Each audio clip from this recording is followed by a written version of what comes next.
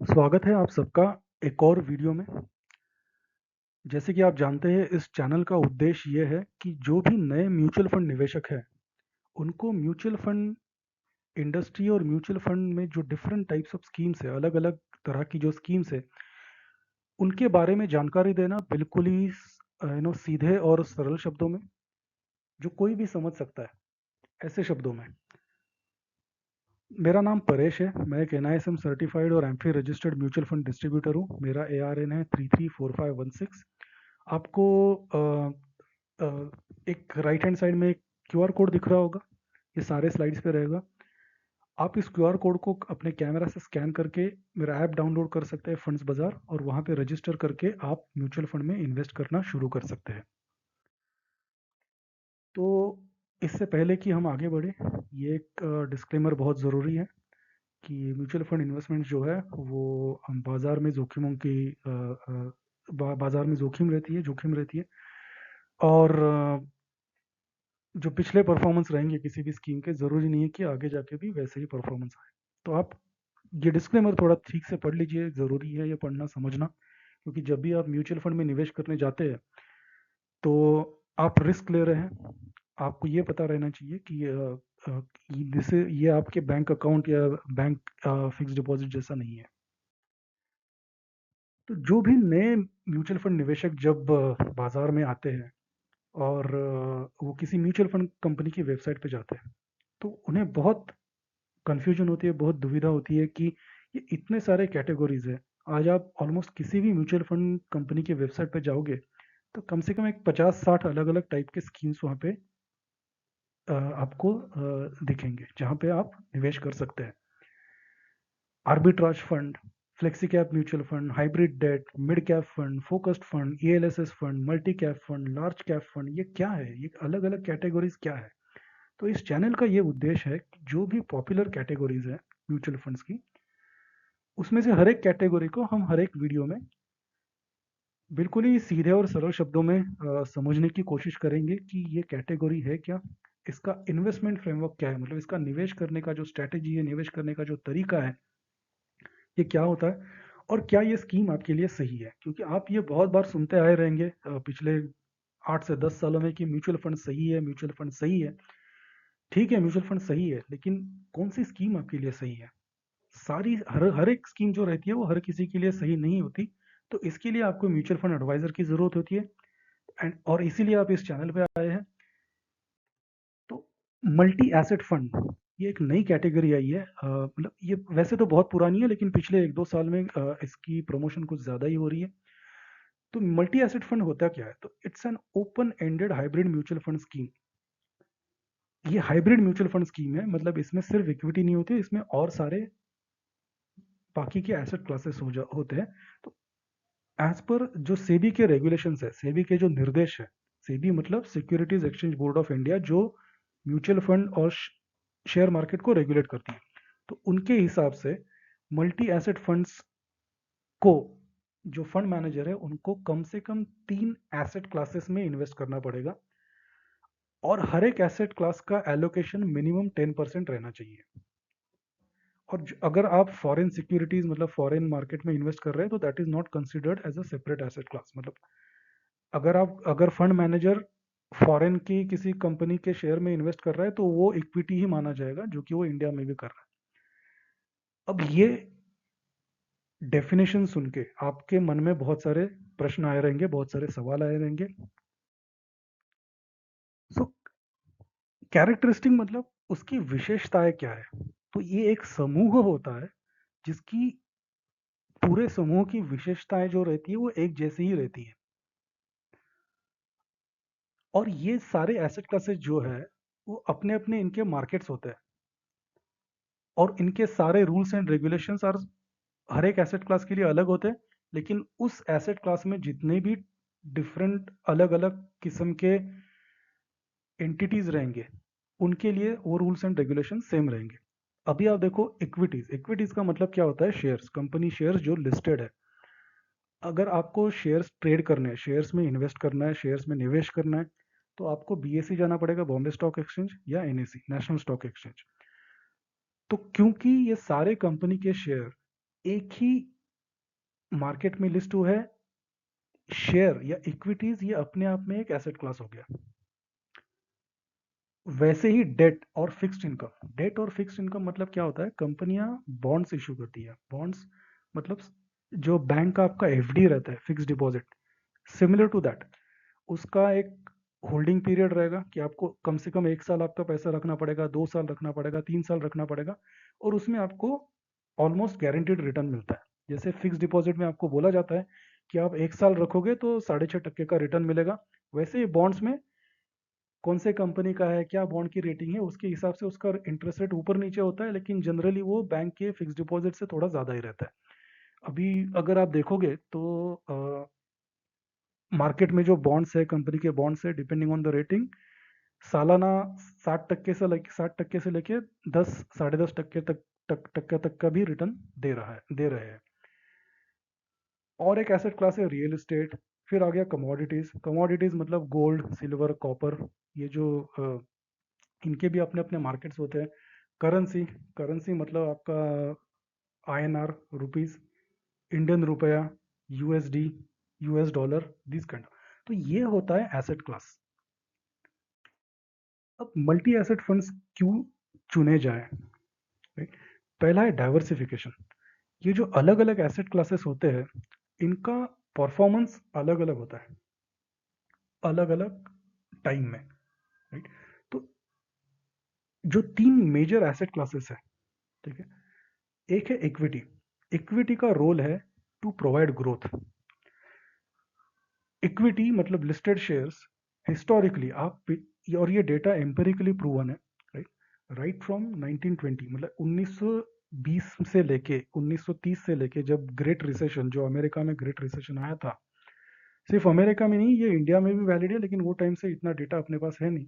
लेकिन ये जो है कि over a long period of time, long period मतलब क्या, वी आर टॉकिंग अबाउट, हम लोग किस लॉन्ग पीरियड की बात कर रहे हैं, 5-6 साल की बात नहीं कर रहे, हम लोग 60-70-80 सालों की बात कर रहे हैं। उसमें इक्विटी ने हमेशा बाकी किसी भी एसेट क्लास से ज्यादा ही रिटर्न दिया है।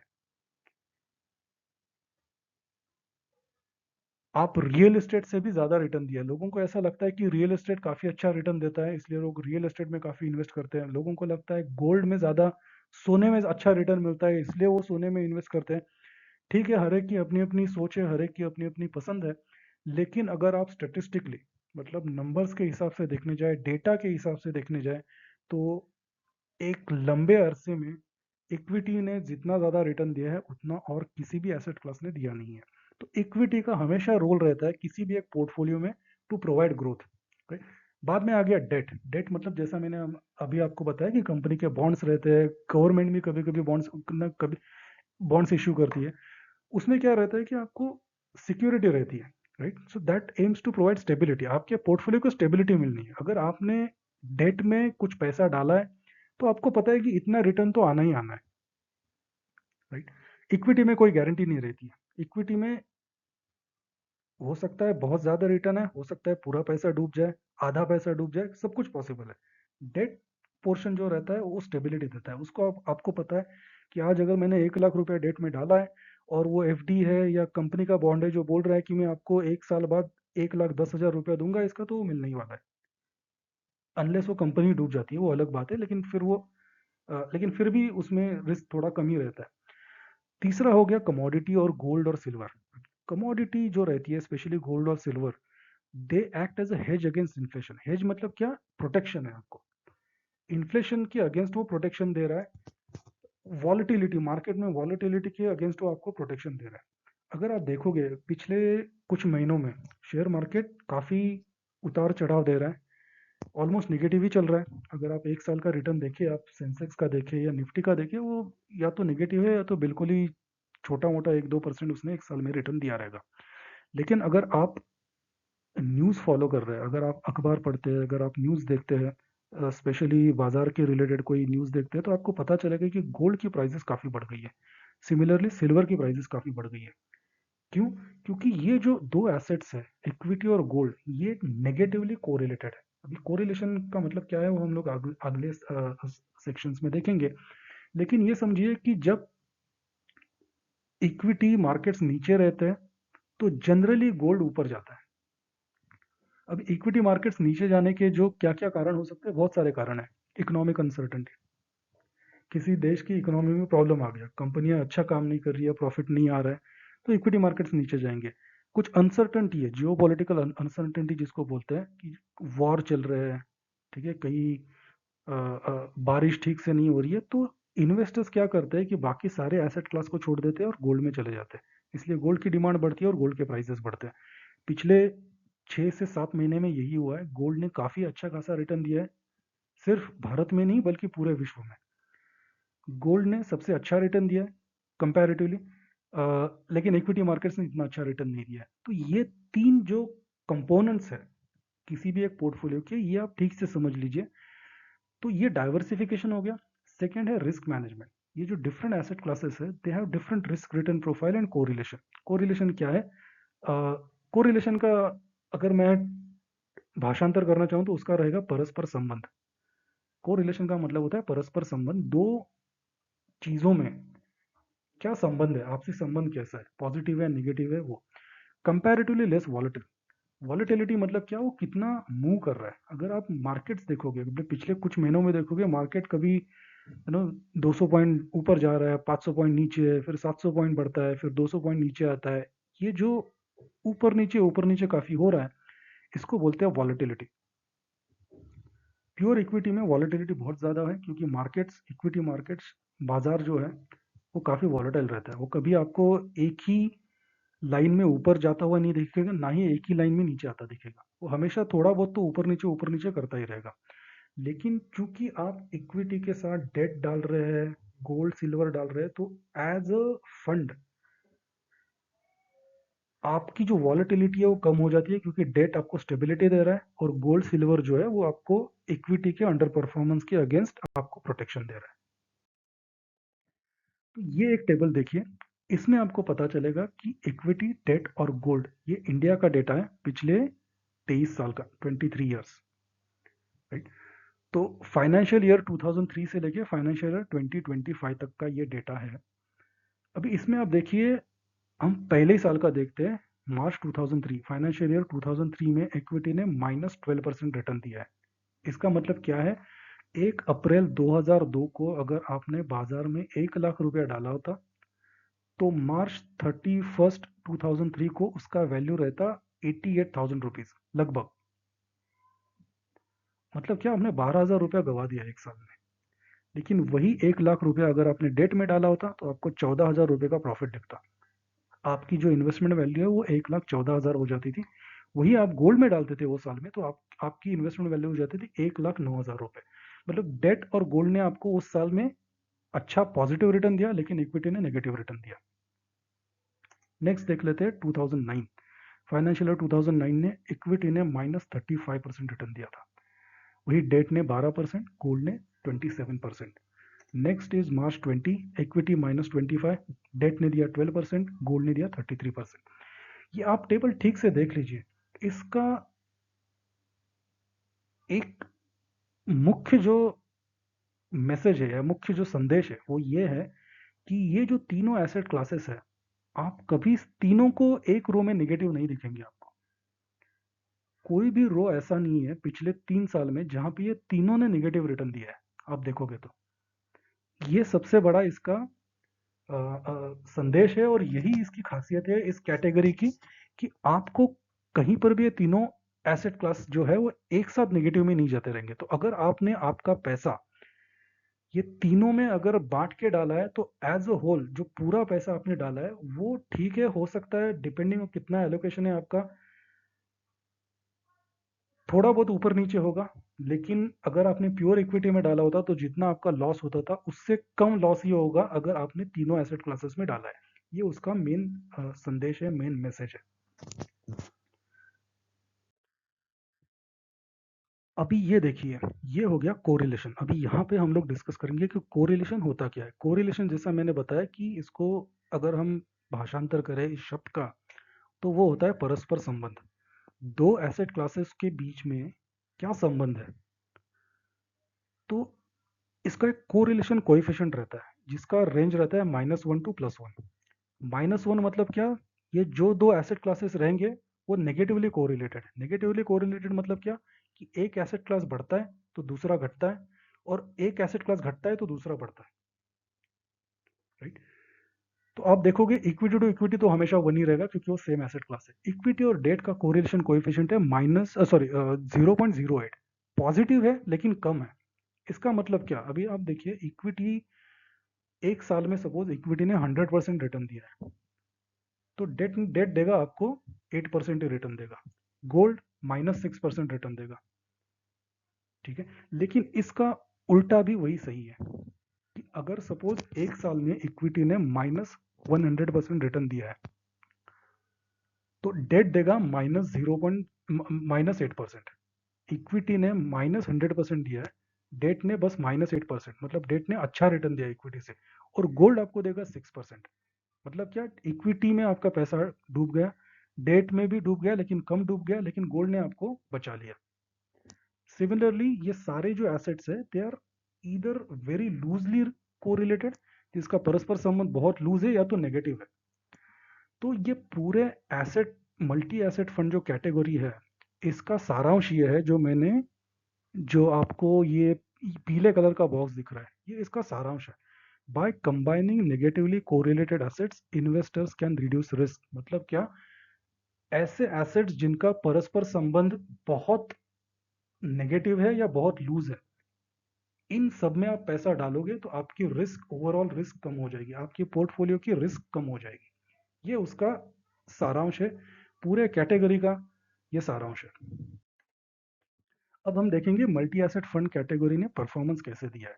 जैसे कि मैंने शुरू में बताया, एक हाइब्रिड म्यूचुअल फंड है, this is not a pure, मतलब ये प्योर इक्विटी फंड नहीं है।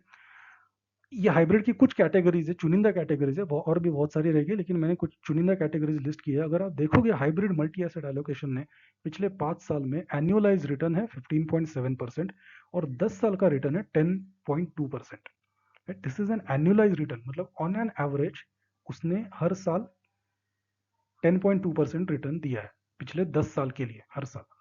हर साल मतलब आप, ये एवरेज है, मतलब ऐसा नहीं है कि हर साल में उसने 10.2 दिया है। हो सकता है किसी साल में 8% दिया हो, किसी साल में वो बढ़ के 14% हो गया हो, लेकिन अगर आप 10 साल का एनुअलाइजेशन उसको करेंगे तो 10.2% hybrid multi asset allocation category ने रिटर्न दिया है।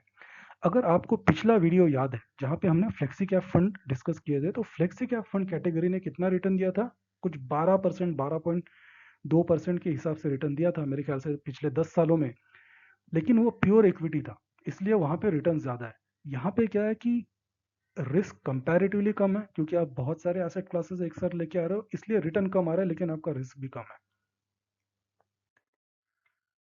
ये है कुछ well performing multi asset funds, right? बहुत सारे हैं, हर एक एएमसी के अपने अपने मल्टी एसेट एलोकेशन फंड है। मैंने कुछ चुनिंदा फंड यहाँ पे रखे हैं जिन्होंने अच्छा परफॉर्मेंस दिया है। आप देखोगे ICICI pru multi asset fund 62,000 का इनका एयूएम है, और पिछले 10 सालों में उन्होंने एनुअलाइज बेसिस पे 14.8% का रिटर्न दिया है।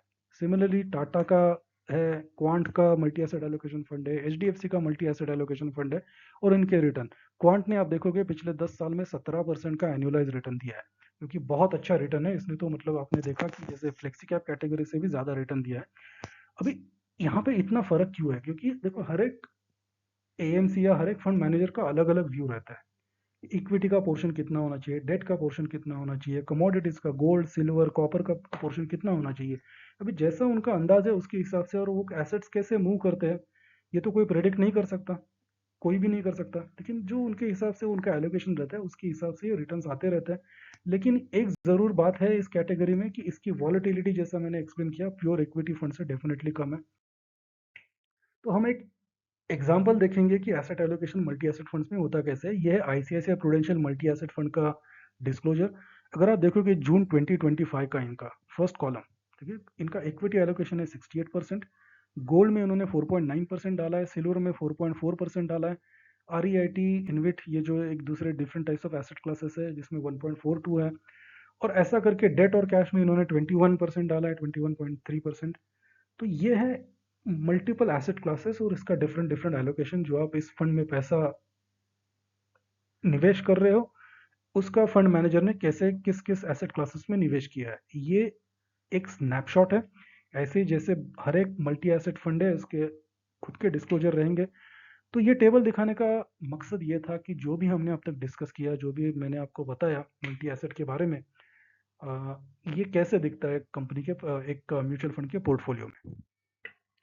एक बात ये याद रखना बहुत ज़रूरी है, हमने बहुत डिस्कस किया है कि नेगेटिव कोरिलेशन है, परस्पर संबंध कैसा है, मल्टीपल एसेट क्लासेस है, लेकिन फिर भी एज पर SEBI regulation this category is still classified as very high. मतलब सेबी के रेगुलेशन के हिसाब से ये कैटेगरी अभी भी वेरी हाई रिस्क ही मानी जाती है।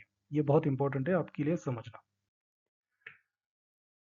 अगर आप पहली बार म्यूचुअल फंड में इन्वेस्ट कर रहे हैं या नए नए इन्वेस्ट कर रहे हैं, कुछ छोटा मोटा किया है, तो मैं आपको बताना चाहूंगा कि म्यूचुअल फंड निवेश ये एक पूरी की पूरी ऑनलाइन प्रोसेस है। आपको कहीं भी जाके कहीं जेरोक्स कॉपी सबमिट नहीं करनी है, कहीं जाके कुछ फॉर्म नहीं भरना है, कहीं पासपोर्ट फोटो नहीं देना है। आपको सिर्फ तीन चीजों की जरूरत है: आपका आधार कार्ड नंबर, आपका पैन कार्ड नंबर और एक कैंसल चेक आपके बैंक अकाउंट जहां से आपका म्यूचुअल फंड के लिए निवेश के लिए पैसा कटने वाला है। उस बैंक अकाउंट का कैंसल चेक का फोटो चाहिए, वो भी एक। आपको क्या करना है, आपको ये जो क्यूआर कोड है वो आपके फ़ोन से स्कैन करना है, या तो फिर इस वीडियो के डिस्क्रिप्शन में जो लिंक दिया है उस लिंक पे क्लिक करके वेबसाइट पे जाना है। आप वेबसाइट पे जाओगे तो नीचे जो स्क्रीनशॉट दिया है वो ओपन होगा। फिर वहाँ पे जो ओपन योर फंड्स बाजार अकाउंट है, वहाँ पे आपको अपना नाम डालना है, मोबाइल नंबर डालना है और ईमेल आईडी डालना है, और सबमिट करना है। उसके बाद आपको दो ओटीपी आएंगे। एक आएगा आपके ईमेल आईडी पे, दूसरा आएगा आपके मोबाइल नंबर पे। ये दोनों आप एंटर करोगे तो आपका ईमेल और मोबाइल नंबर वैलिडेट हो जाएगा, वेरीफाई हो जाएगा। फिर आपको बेसिक केवाईसी करना है, जिसमें आपको पैन नंबर देना है, आधार नंबर देना है और आपका कैंसिल चेक अपलोड करना है। इस पूरे प्रोसेस में अगर आपको कहीं भी कुछ समस्या आती है, आपको किसी तरह की सहायता की ज़रूरत है, तो आप मुझे कांटेक्ट कर सकते हैं। ये मेरा व्हाट्सएप नंबर है 9757309269। वापस मैं बताना चाहता हूँ, मैं NISM certified and MF registered mutual fund advisor and distributor हूँ। मैं आपकी बिल्कुल सहायता कर सकता हूँ। आपके लिए कौन सी स्कीम अच्छी है, किस स्कीम में आपको निवेश करना चाहिए, आपका क्या रिस्क प्रोफाइल है, आपको आपके फाइनेंशियल गोल्स क्या है, उसके हिसाब से मैं आपको आपके लिए जो सूटेबल स्कीम्स है वो सारी स्कीम्स परफेक्टली आपको बता सकता हूँ। तो ये था discussion about multi asset funds. Multi asset fund जो ये बहुत ही पॉपुलर कैटेगरी हो रही है, काफ़ी इसको प्रमोट किया जा रहा है। समझने में थोड़ी कठिनाई आ सकती है क्योंकि ये नॉर्मल इक्विटी नहीं है, लेकिन फिर भी मैंने प्रयत्न ज़रूर किया है कि सीधे और सरल शब्दों में आपको इसके बारे में जानकारी दे दूं। मैं आपको मैं चाहता हूं कि आप म्यूचुअल फंड्स में निवेश करना चालू करें।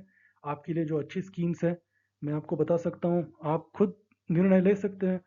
आप ये वीडियो और ये चैनल देखते रहिए, आपको और भी अच्छी अच्छी कैटेगरीज के बारे में इसके बारे में मैं जानकारी देता रहूँगा। धन्यवाद।